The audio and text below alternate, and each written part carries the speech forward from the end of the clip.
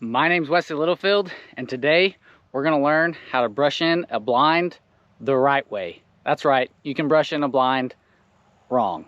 So the guys who hunt with me know that one of my biggest pet peeves is concealment.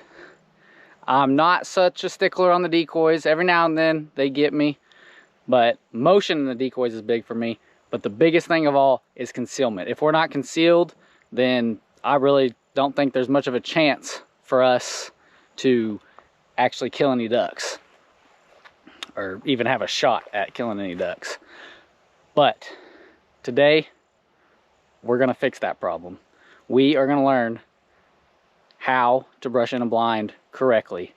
And the main thing, honestly, is getting it all brushed in. I notice so many guys that I either hunt with or have seen videos of where, yeah, they got it brushed in a little bit, but just not fully, or they used the wrong material, if you want to call it that, the wrong foliage to brush it in with. Now you'll see from my thumbnail today that I had some old stuff on there and it stuck out like a sore thumb. But when I took some of this newer grass, this greener grass, and intertwined it in, it changed everything. You can leave that old stuff on there and it's great because it gives it a little bit of depth and looks a lot more natural too. But anyways, to get started, you want to completely conceal it. So that means rounding off the corners. Nothing in nature is square. So if you round the corners off, you're already ahead of the game.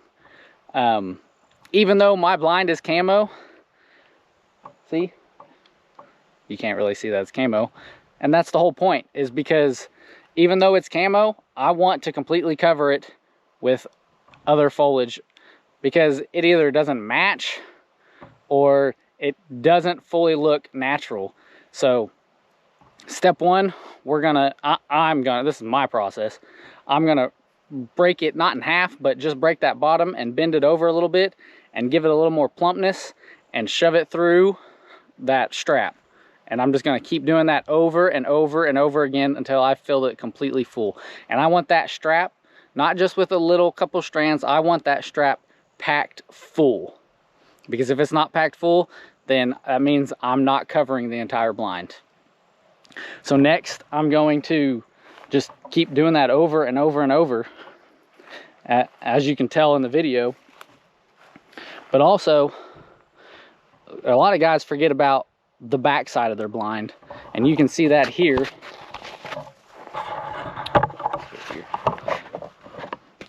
And you can see that here, that even back here, well, if the sun's out of the way, even back here, I have brushed in at least a little bit. There's the old stuff that gives it a little bit of depth, but there's still fresh stuff. And I stick it up and raise it up above my head. That way it kind of, in a sense, that it covers me from over the top. Because remember, ducks are going to be flying over the top of you. So when they fly over and see a bunch of grass laying down like that, it looks kind of funny. But if you can get it to stand up, that makes all the difference in the world. And that's why I even try to leave some, you can see here, that I'll try to leave some standing next to me.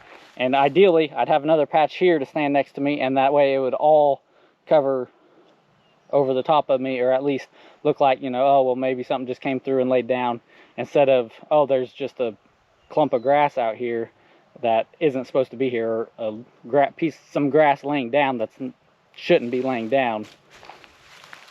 So most guys, like I said, they brush in their blind a little bit, but my motto, especially in the dark, because everything looks way better in the dark, is once you've got your blind brushed in, brush it in some more. If you're not brushing it in, you know, almost right up until shooting light, you're probably missing a spot. Because even if you've got a great headlamp or a great spotlight, it looks different when the sun comes up. And so even as the hunt goes on, you're gonna open and close your blinds, or like this blind, it's a blanket style, so it's gonna roll and move and stuff. And I'm gonna have to replace it throughout the hunt because grass is just gonna naturally fall off. And you know, you can't really do anything about that besides just replacing it, you know? I mean, you can try to be careful, but then you're gonna miss ducks, and that's just not okay. So, point being, when you think you're done brushing in the blind, just hit it a little bit more. You'll find some more edges that are like, oh yeah, I did miss that, or whatever. And you want to add depth. So, what I mean by depth, I mean, you can see how my blind, everything's laying down. And there, see, I missed a hole here, and there's a strap. I want all of these straps filled in if I'm actually hunting. But depth means that I'm gonna have one side going one way and this side going another way, and then stuff in the middle to help pick it up. And so when I'm laying there, you know, it'll pick up a little bit and it'll look more like a hump and stand that grass up, and it'll add a couple of layers of depth that just helps me disappear into the surrounding environment instead of looking like a flat object. So that's what I mean by depth.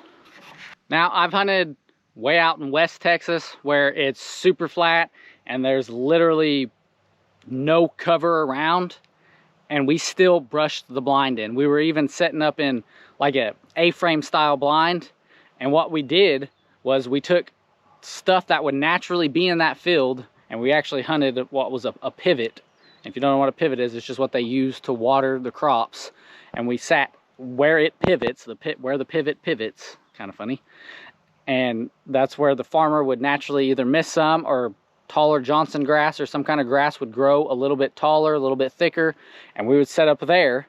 And then we would take tumbleweeds and help round off the edges and just make it look like that pivot had actually collected some tumbleweeds and stuff, and it worked. We killed the heck out of cranes, and it was a blast. And they're said to be some of the pickiest birds on the planet. So if that got them in an A-frame out in the flat, wide open, just by taking the time to brush it in, and yes, we had, you know, it wasn't just like we stuck an A-frame out there and put some tumbleweeds around it. We actually had grass already brushed in, so when we brought it out there, it was already fairly decently brushed in. And then we added the tumbleweeds and a little bit more natural vegetation, like if we were, I think we were hunting either a cotton field or the edge of a cotton field, or peanuts, or probably both, to be honest. But we took a little bit of each and sprinkled it in or on the blind, just to give it that little bit edge that, oh yeah, this looks like it's supposed to be here. And that's the main thing. The main takeaway is it needs to look like it's supposed to be there. Thank you guys for watching. If you've got a tip for me, leave it in the comments down below. Otherwise, go live your own adventure.